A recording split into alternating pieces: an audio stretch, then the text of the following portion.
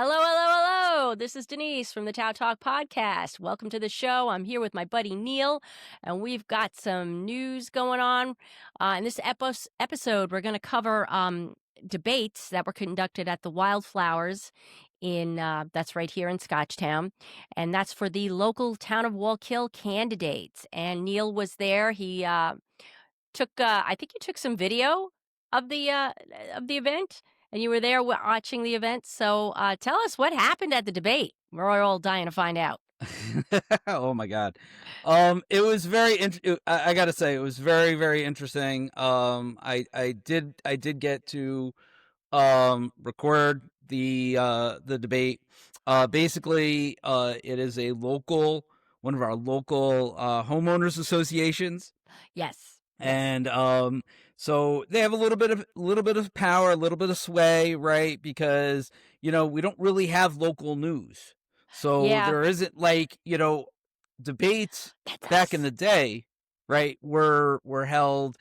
The moderator would usually be like the Times Herald Record or one of our local news stations. With the advent of not really having that anymore, we haven't seen that.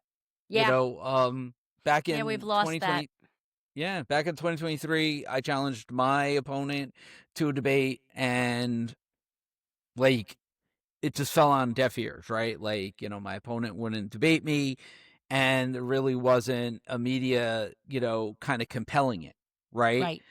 Usually you kind of get that public, we want to see it, but because there really isn't a venue to see something like that anymore, and because there really isn't a independent media source, you don't get it. So these homeowners associations have sort of kind of said, well, you know what, we want all the candidates to come and talk to our residents, and that's sort of what happened. And it really wasn't set up as a debate, right? It was just hey, come and introduce yourselves to our residents, and we have a couple of questions that we would like to ask, and kind of go from there.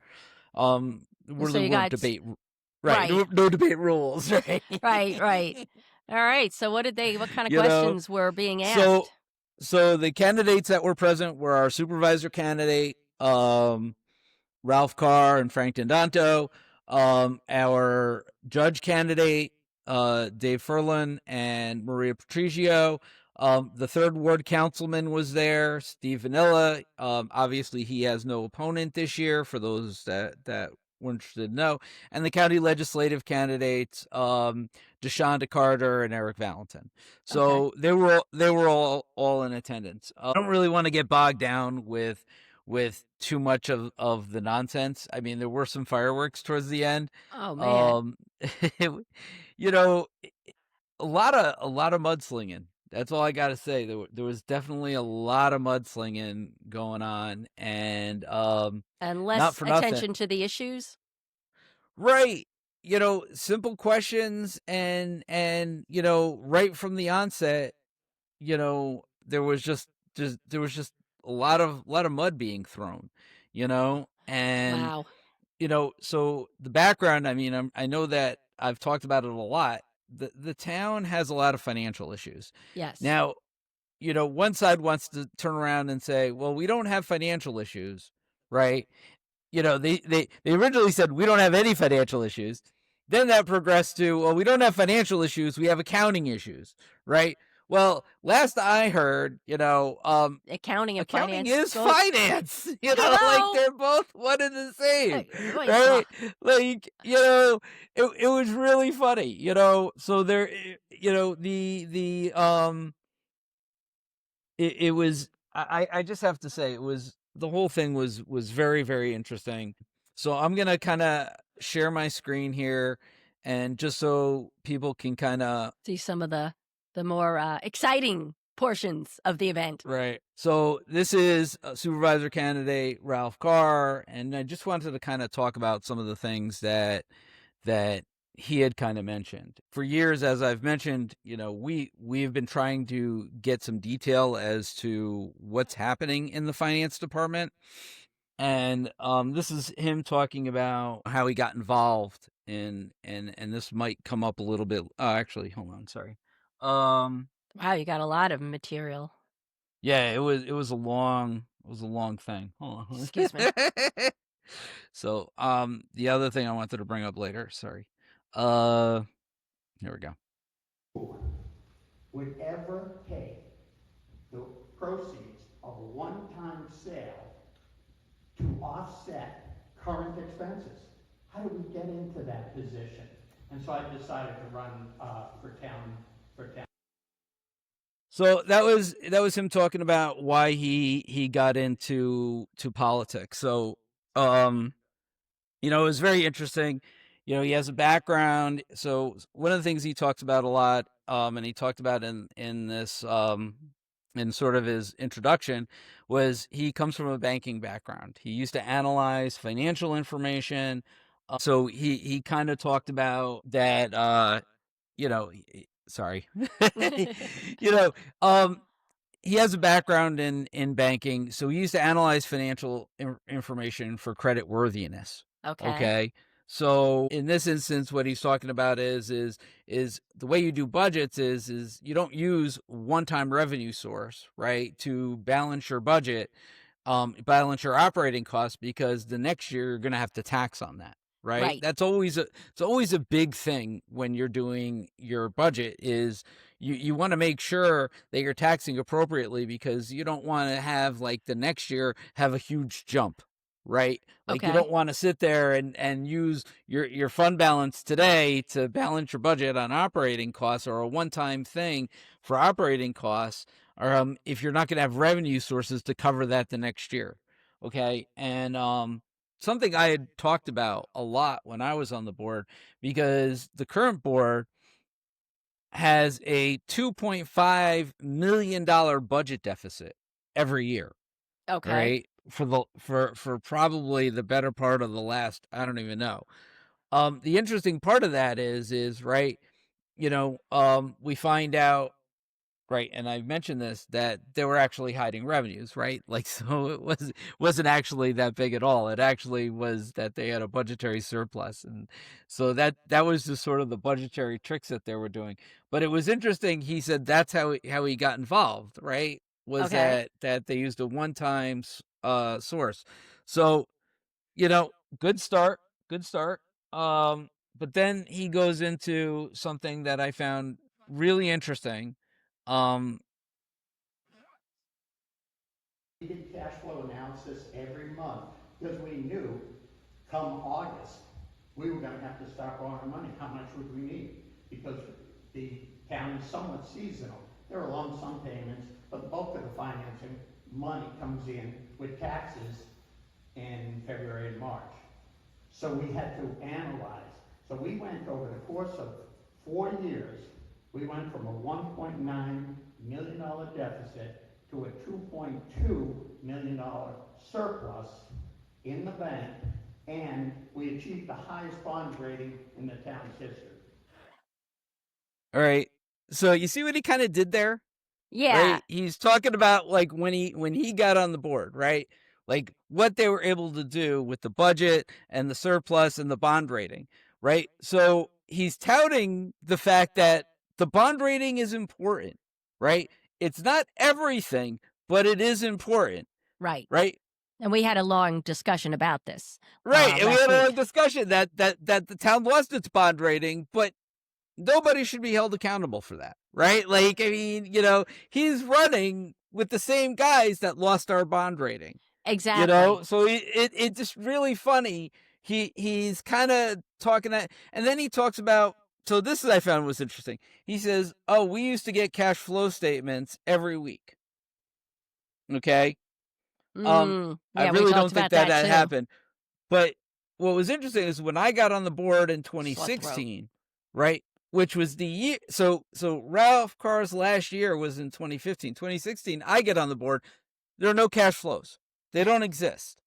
Yeah, I remember that. They've never been done before in town. the comptroller doesn't know how to do them, right? And I'm like, so it's really weird that he's kind of saying this, and yet somehow this information no longer exists. I talked about that for 8 years, about needing cash flow.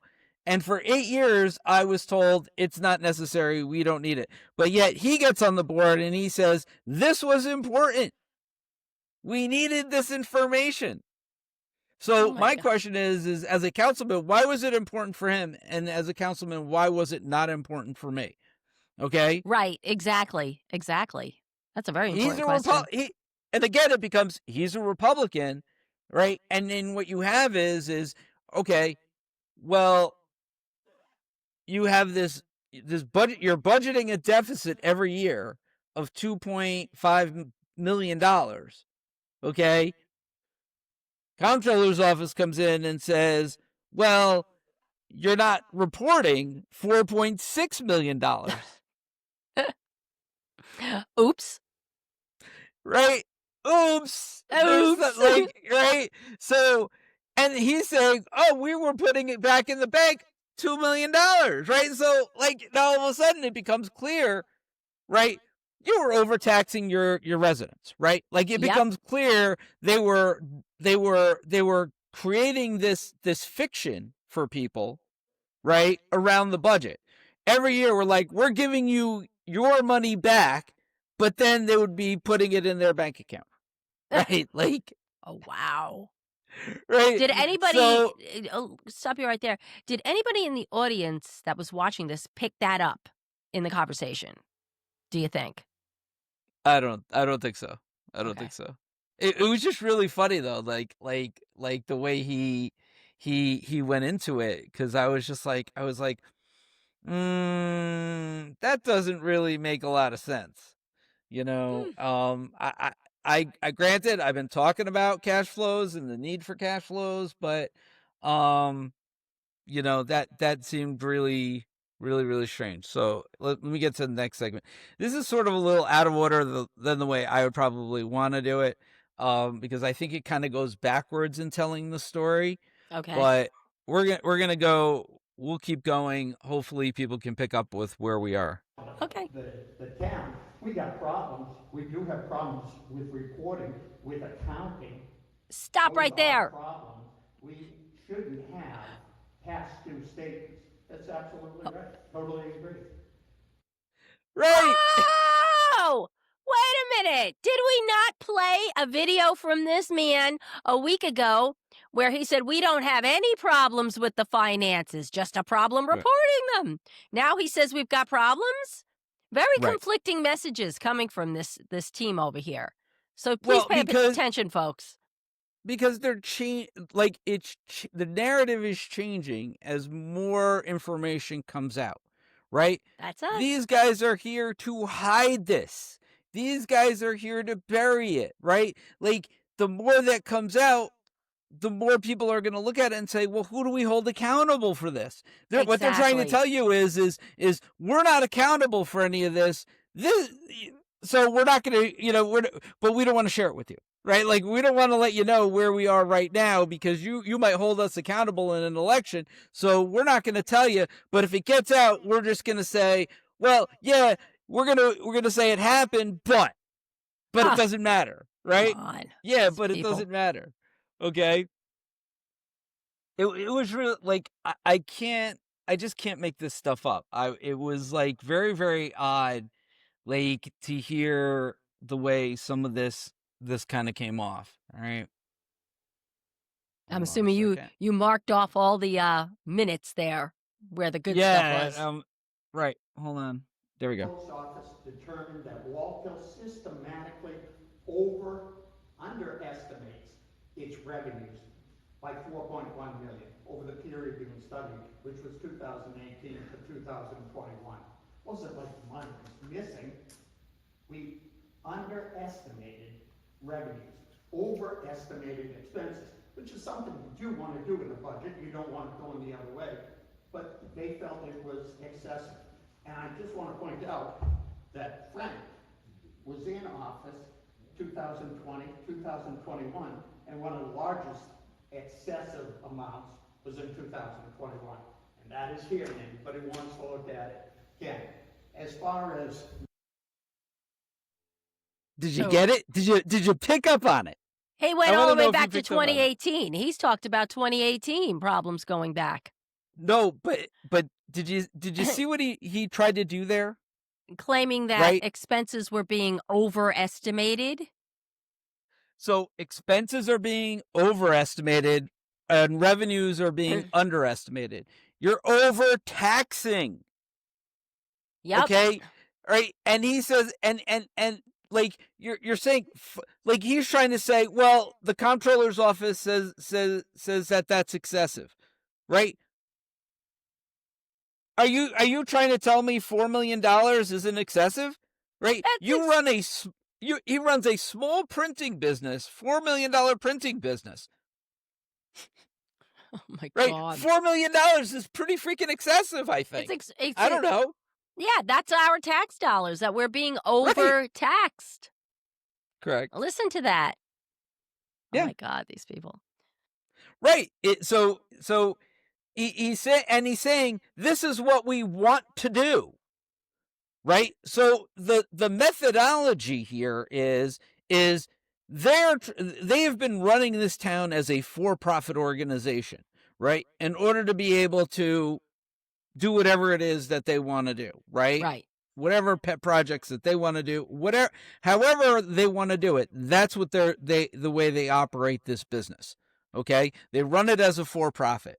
Okay? They overcharge you for the services they're providing you. Okay? Wow. And you have somebody else running against this man saying that isn't the way we are government. Right? Right. We're government. Supposed to be not for profit. Everything's supposed to be balanced. Equal money in, equal money goes out and gets dispersed as needed for the town's needs. Correct. And the town's fund balance. Of course, that raises one more question. If What? there is a surplus, a surplus and they're running for a profit, where is that money going? Well, again, I go to, right, you don't know if you don't have clear financial, if those disclosures aren't being made to you, right?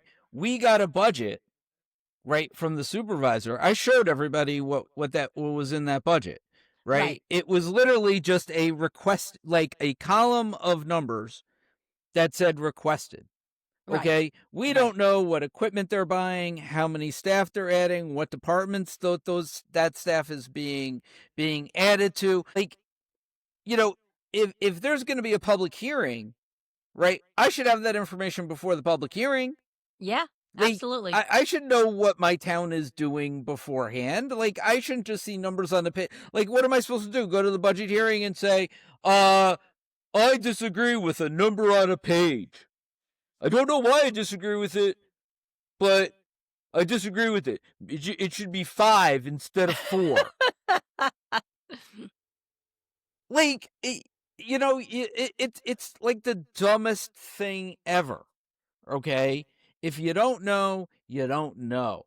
Okay, and you got to know. Yeah. Well, that's your job.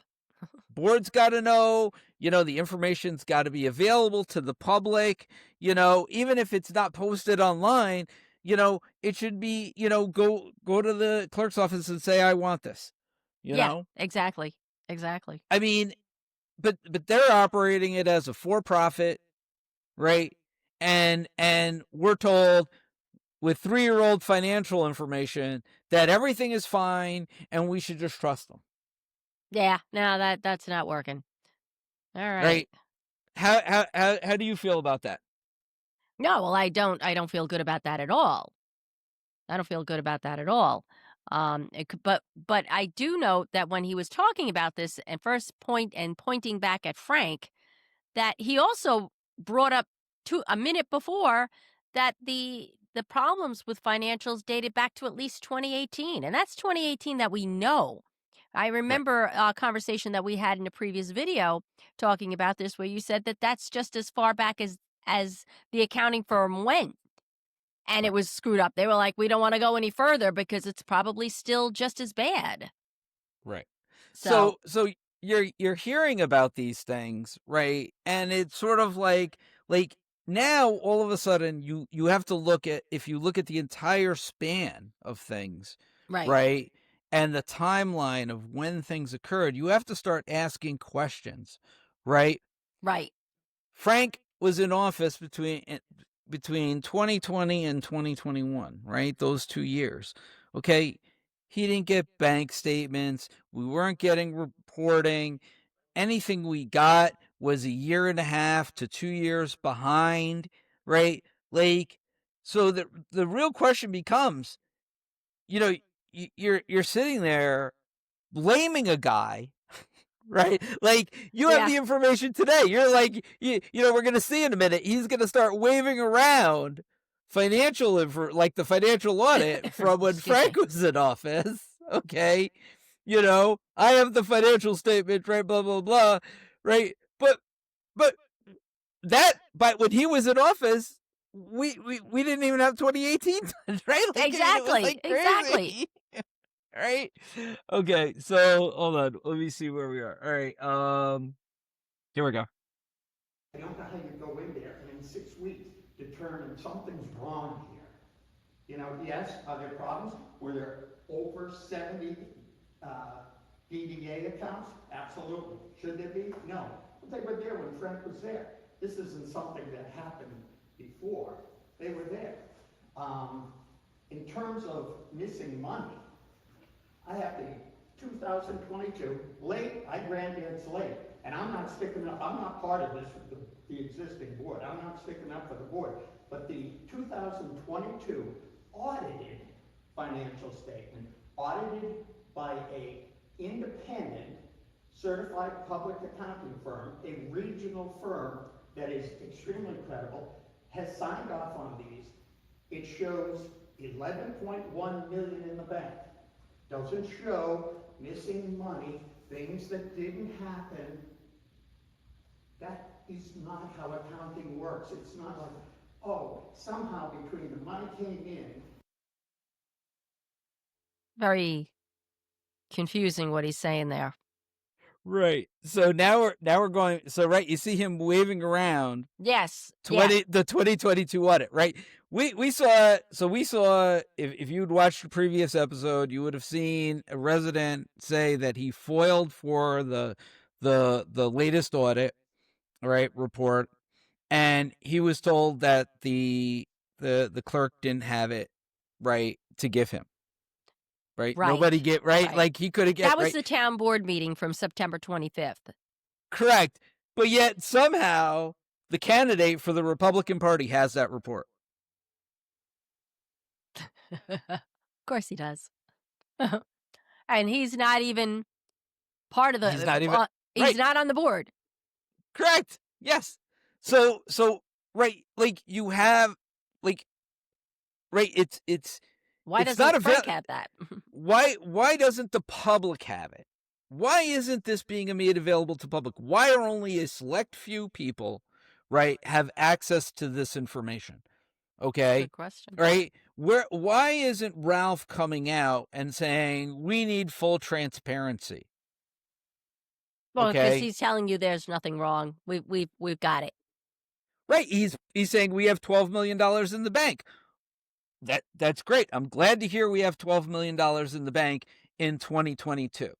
Okay, right? Like, we're first of all, we're in 2025, right? And we're coming to the end of 2025, but I'm really happy that the town had that through COVID, right?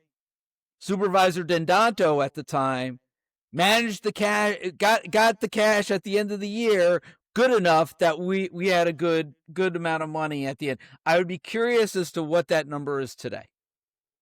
Yeah, well, we don't know. We don't have any. That's the last audit.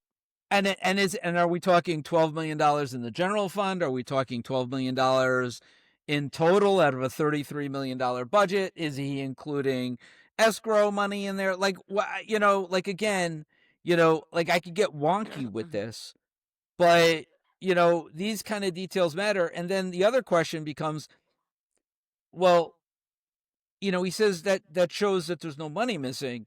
Okay, Well, what if the amount of money that we should have had in there was 16 million? Good point. Right? Like, or maybe it could have been 9 million. Like, you don't know. But the idea is it's not like, you get told about these things. And just to play something for you guys that I do think is important, right? Hold on a second. Sorry, I need to share a different part of my screen here. There we go. All right. Okay. Oh, sorry. Select and implement a probate. We have to talk about your responsibilities first. First is to select and implement appropriate accounting policies for a town of your size and complexity. Your financial statements to be presented in accordance with U.S. GAAP. You have to maintain and establish effective internal controls. You need to be in compliance with your laws, regulations, provisions, and contracts. You need to provide us with all the financial records. You do have to remind people that a financial audit, its goal is to not uncover fraud, but if we see it, we report it. So the reason why I wanted to share that and why I thought that that was important, right, was what we heard Ralph say, okay, just 3 seconds ago is, well, the town's had an audit, so there's no fraud, right? And you just heard the auditors tell you that's not our job. Our job isn't to uncover fraud. Your job is to uncover fraud by having proper controls in place. Now, that's the interesting part, okay, that I like to share with people because, right, they did not receive a clean audit opinion, okay?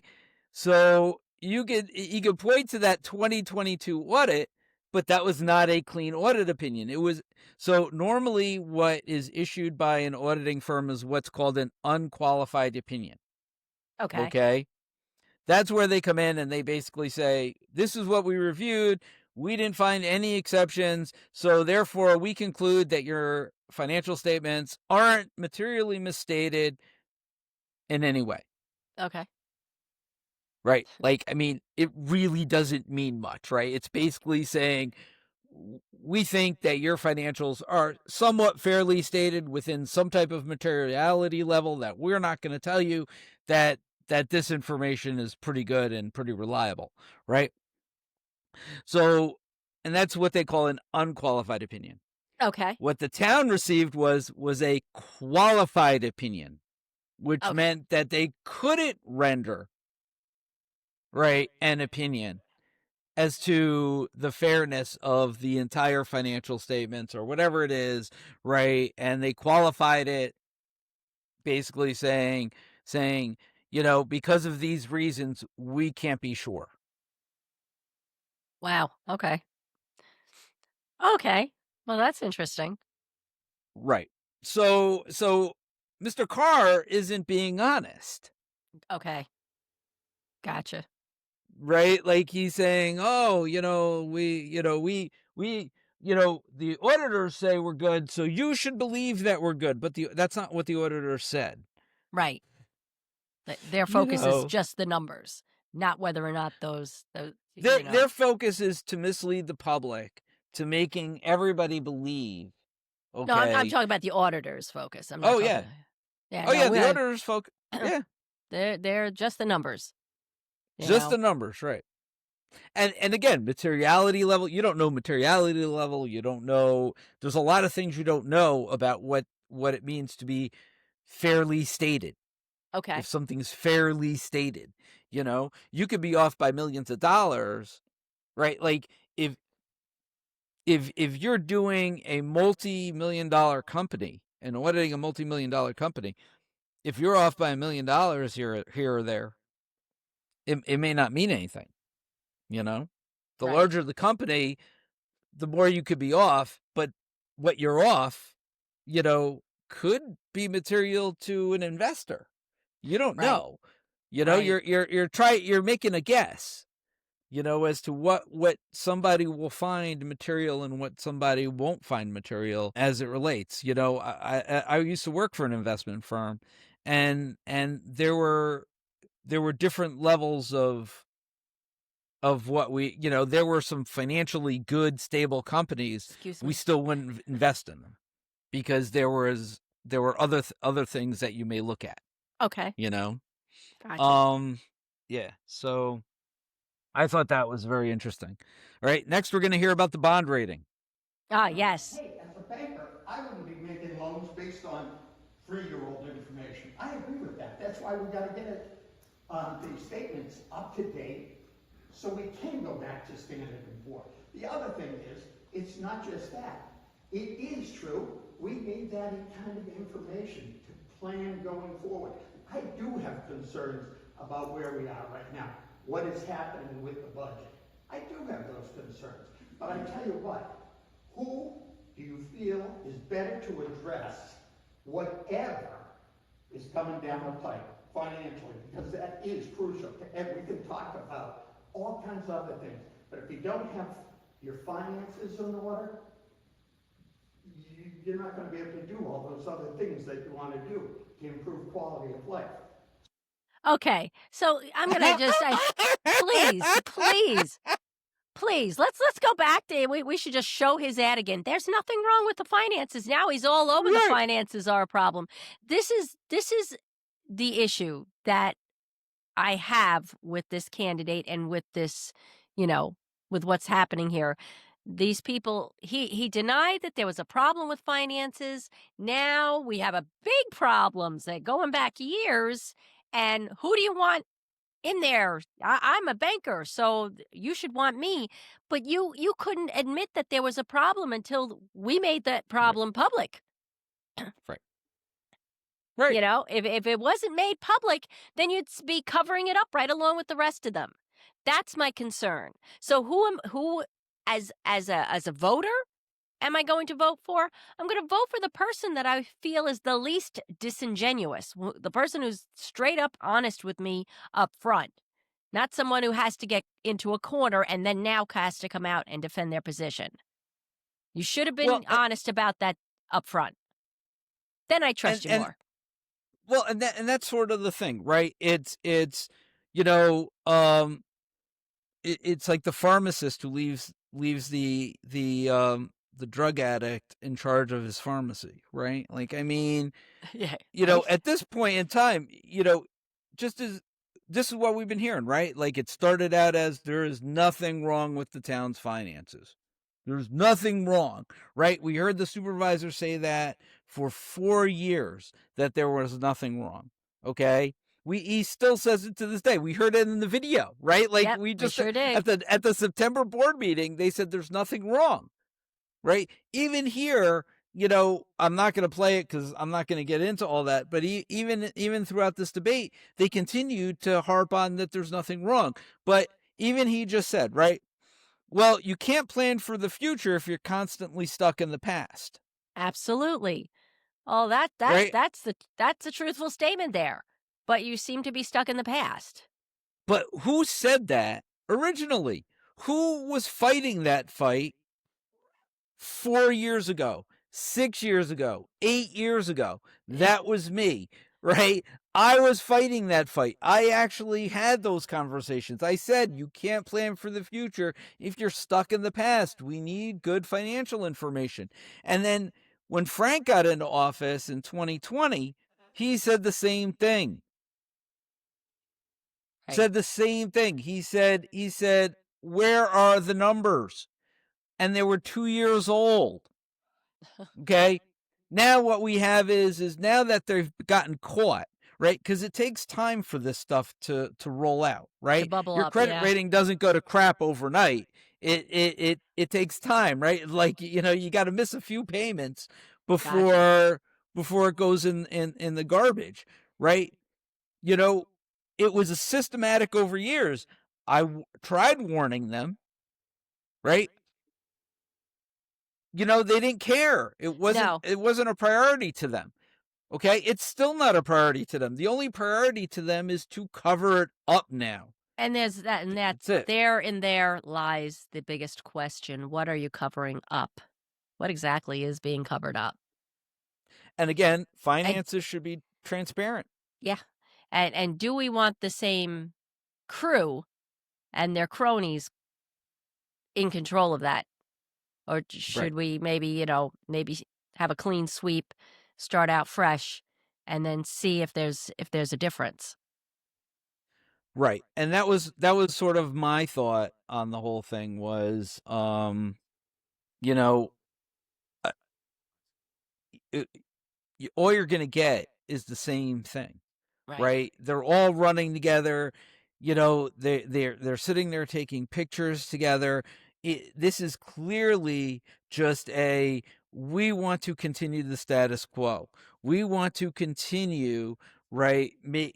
Going down the line of, overtaxing you, underserving you, and making sure that money is going into an account so that if we have something that we want to do, down the road, we have the money to do it. Okay. Wow. But they don't know how much money they have. They don't know where it's going. They're not keeping track of it. Right. Because, that's not really what they want to do. They just want to, that's why they overtax you and underserve you, is because they don't really know how to manage money. Wow.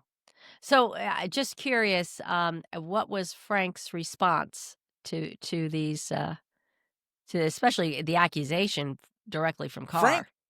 Frank has been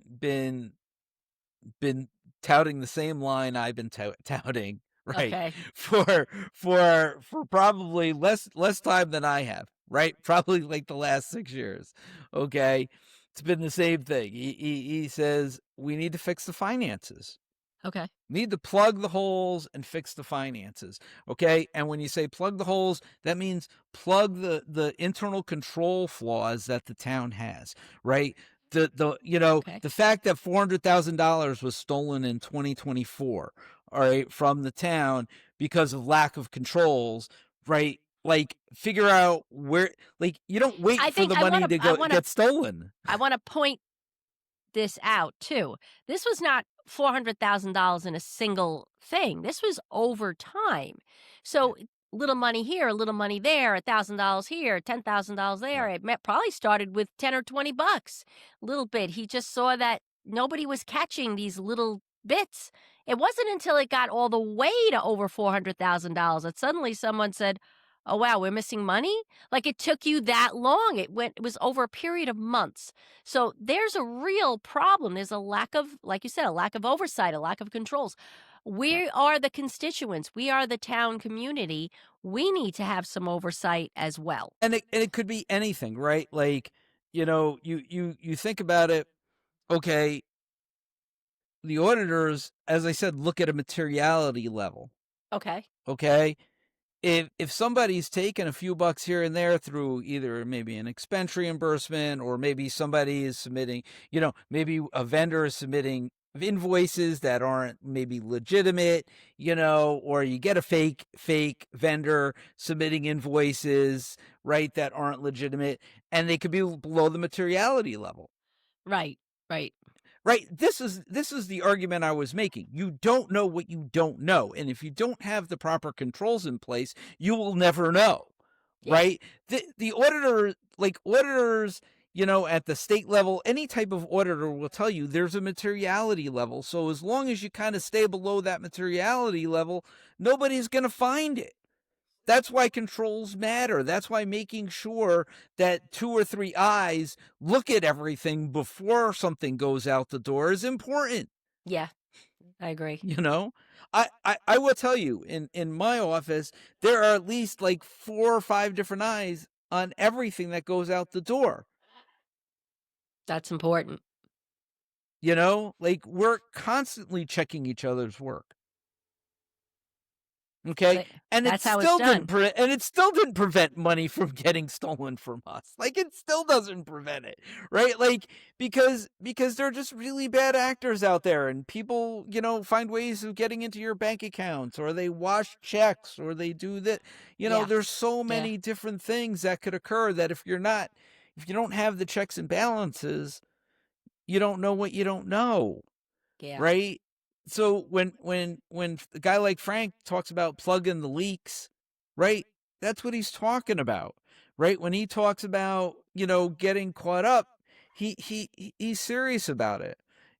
Like one of the things that I'm not going to play any more from the debate, but there are two things that kind of stuck with me. This idea that by the end of the first quarter, because he ran an ad about this too, that he's going to have the town caught up and our bond rating back. Okay. And they haven't even started their 2023 audit yet. Okay. Right. Oh, we're pretty close to 2026 here. Right. But this is what the lack of understanding, right? Like, I get I'm a wonky accountant, right? Like I get that, okay, and that this is my industry that I'd been Wonky in, right? accountant. There's a timeline, okay. Auditors are like lawyers. It's all about billable hours. Right. You have to be on a schedule, right? Like things have to be done in a certain time of year, right? Your auditor come January is going to be busy. Yeah. From January through the end of 15th. April. No, to April 30th. For audits, it's April 30th. Oh, okay. January through April 30th, they're busy and they have all these clients they have to get through in that period of time. They don't have time for nonsense of clients that can't get their shit together. Yeah. Yeah. Okay? They're not going to put you on a schedule. Okay? There was a thing when Frank got into office, okay? Our audit the Town of Wallkill audit was scheduled for April that year or March. I think it was March or April that year. All right. And we weren't even close to being ready. Right. So the comptroller goes to the supervisor and says, I'm not ready. Supervisor has to go to the auditor. The auditors are like, listen, we had you booked.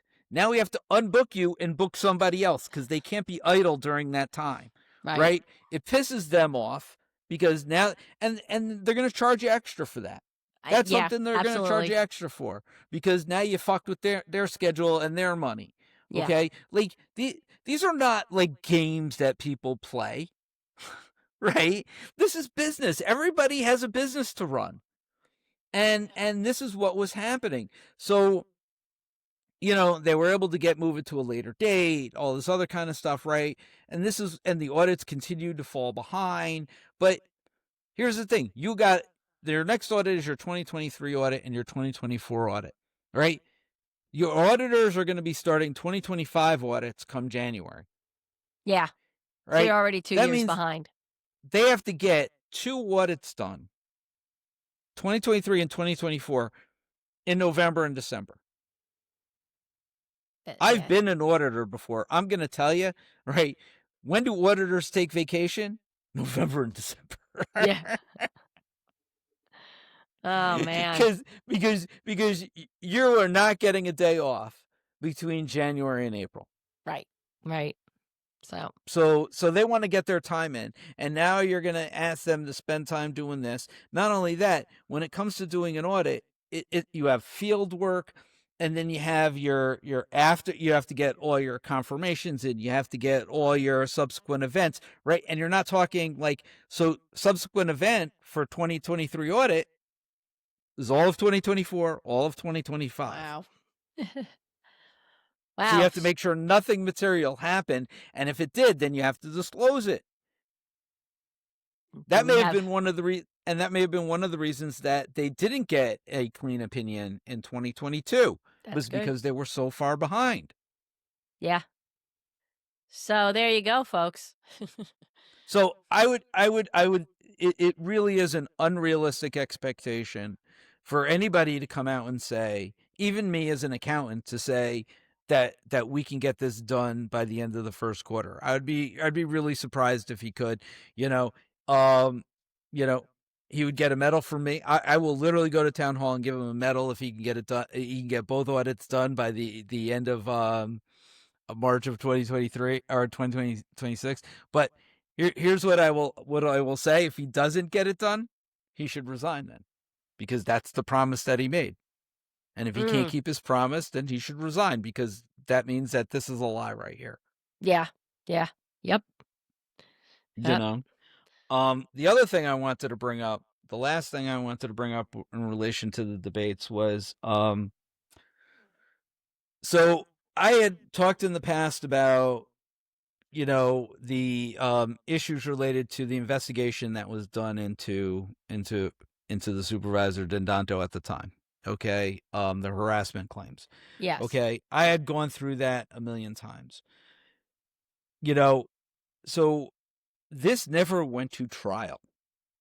Right. There right. was never any conviction. There was never any determination of fact.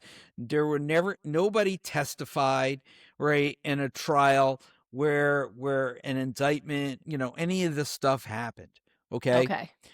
Mr. Carr came out and flat out said that Frank had been convicted by a court. No.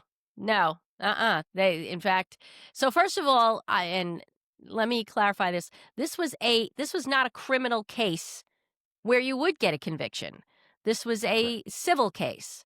Okay. It was a civil harassment, and it was against the town. And on the day of the trial, on the very day of the trial, where Frank would have had an opportunity to present his side of the case, the town decided to settle and wrote the plaintiff a check. So that's what happened. So by saying conviction, there's no conviction. This is a settlement. And this is a settlement that the accused didn't even have an opportunity to agree to. It was done. I mean, this, from what I recall, and from, again, we have a two-part episode about this whole situation that you can watch. I think it's episode 27, but you can go back and watch it. He didn't get a chance to present his case. He didn't get a chance to defend himself. Correct. And so, if you have to attack and lie to that level, then you're really defending. You're really on the defense. And, if you are that, I mean, if you really are have that much integrity, and you don't need to lie about your opponent. You just need to present yourself in a positive light. But it's when you have all the mudslinging that I don't have confidence in people who have to throw mud, because you're not building yourself up to me. You're tearing the other side down, because you don't have that much positive about you to present. And I think at this point in time, here's what I find is most interesting, right? And this, again, everybody needs to make their own decision. Everybody needs to critically think about what had occurred. Okay, you had a supervisor 2 years behind in financial statements, a year and a half behind on bank reconciliations, right? Wasn't allowed to see a bank statement, much less a bank reconciliation.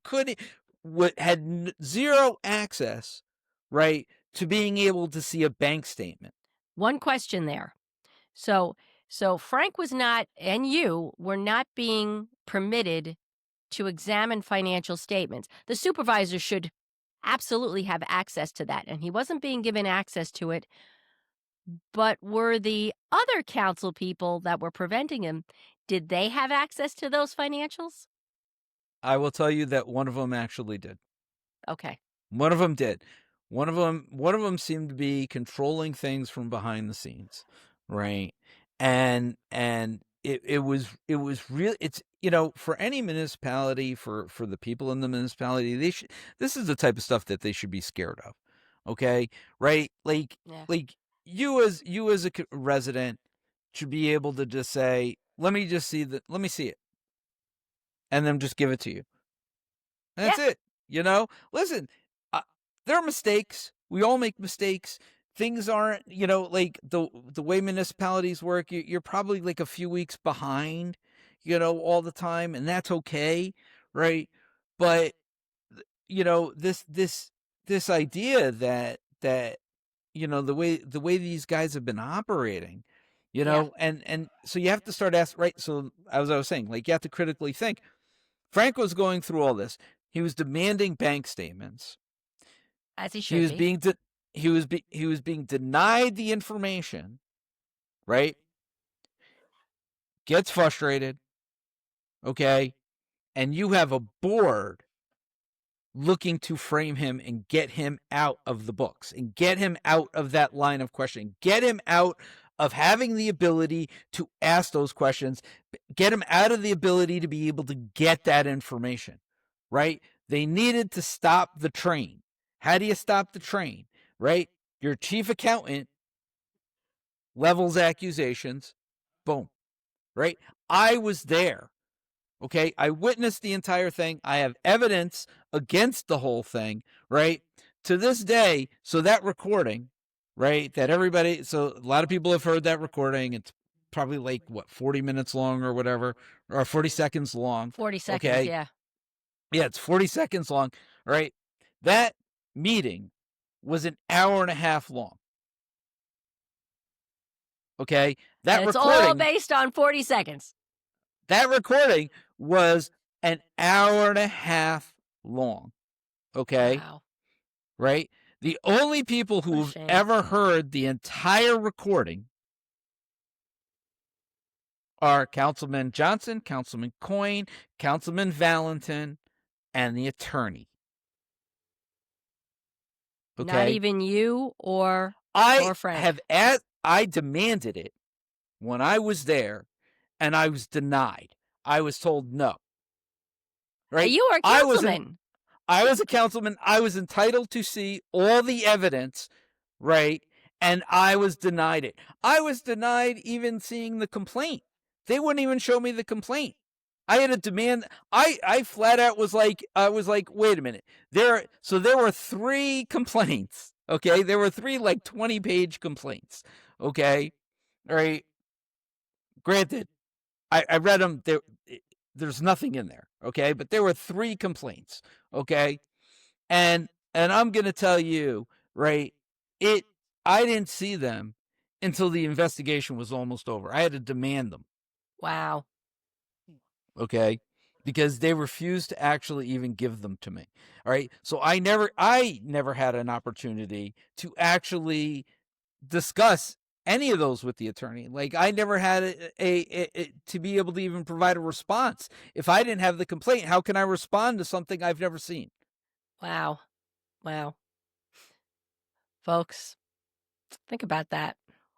Right? So is it more likely, right, given the fact that you had a former supervisor as a key witness, right, who hadn't even been there to see anything, right, in the investigation, and that same former supervisor also is the president of the town's insurance carrier, is it more likely, right, that Yes. this whole thing was orchestrated, right, given what we now know about the finances and the financial situation and the accounting? Is it more likely that Frank Donato was framed, right, or that the accounting was perfect this entire time, right?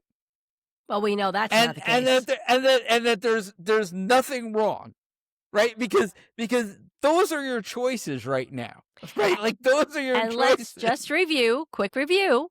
We just saw, go back to the beginning of this video when he showed the clip of Mr. Carr stating that there's problems going back to 2018. So that's the answer to that question. So there you go, folks. Like, I mean, like, you really have to put aside a lot of reality. Like, right? A lot of your reality, right, to believe their side of the story at this point in time, right? Like, you have to think that right, like, okay, you know, the finances are perfect, right? Like, you know, he even says later on, he makes a statement. He goes, the town's finances are great. We had $12 million in the bank. Right? That's a quote from him, by the way. We have $12 million in the bank, right? So he on the one hand, at the beginning of the video, says that he wouldn't lend any money to anybody on 3-year-old stagnant information, right? And then turns around and says, based on 3-year-old information, you should vote for him because we're doing great. And there's nothing wrong. Oh my God. Oh my God. Well, there you go. All right. Well, I'm done. I'm done. I don't know what to say. Like, I mean, you tell me. What I don't know what to say. This is why I think debates are important, and why I was offering up our services for a debate, because this really wasn't a debate. Any comeback, there was a lot of misinformation throughout the whole thing. At the end, some of the residents even came up to me and were kind of like, I don't know who to believe. They came to you. That's great. Did you tell them to watch the show? Plug the show. I did. I plugged the show, and I told them, I said, my whole thing was, well, how long have you heard me talk about the accounting and the finances of the town? And she goes, oh my God.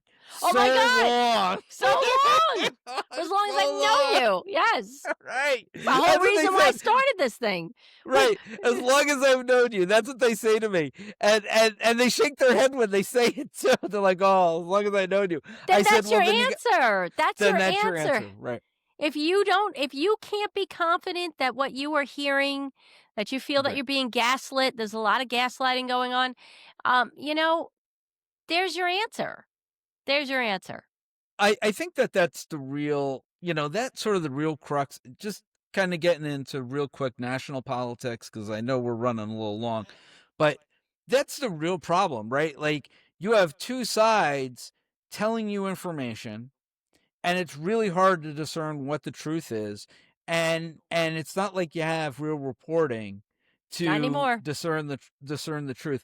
I really hope that people find our videos, right, helpful, because we are trying, like, as much as I think, maybe people may say that we're slanted in some way. I'm only slanted in the way of, I just want the truth to come out. Yeah. I'm sick and tired of, like, this nonsense. Like, just be transparent. Just tell us like it is. Like, we're all adults here. Like, like, well, you know what? That's your job. Us like adults.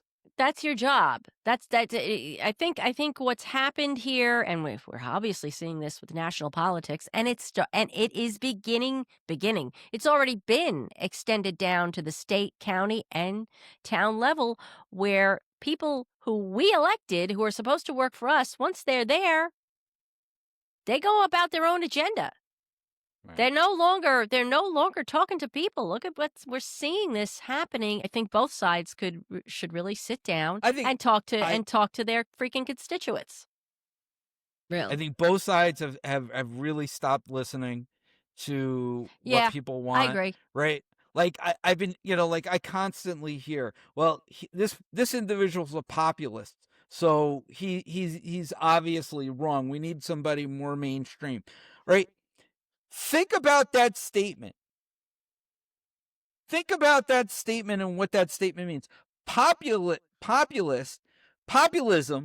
okay, means majority. It means overwhelming majority. Yeah. Right? If somebody's a populist, that means that more than 80% of the people view what that person is saying as being good. What they are telling you is mainstream means we need somebody between what's good for you and what's good for somebody else who's giving us money. Right. Yep. So, all right. I'm sick and tired of hearing we need more mainstream, right, when you have a populist. You know what? Populism isn't always bad. Right. Okay? If 80% of the people want something, okay, and it could be good for over 80% of the people, what's the why problem? not even give it? What's the problem? Why can't we give it a try? What's this idea that I've never known, like, America ingenuity, the American dream, the America I grew up hearing about and talking about would never say, oh, you know what, that populist idea is too hard. Yeah. Wah! Yep. No, but we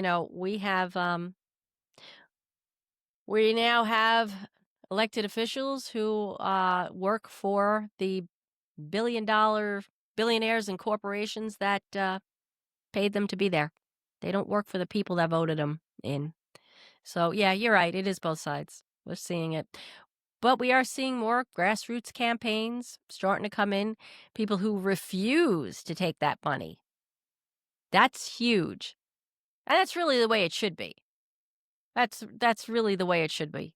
Citizens United was devastating to modern politics, and it was going downhill to begin with special interest. But Citizens United really put a coffin in it, and look at where we are today.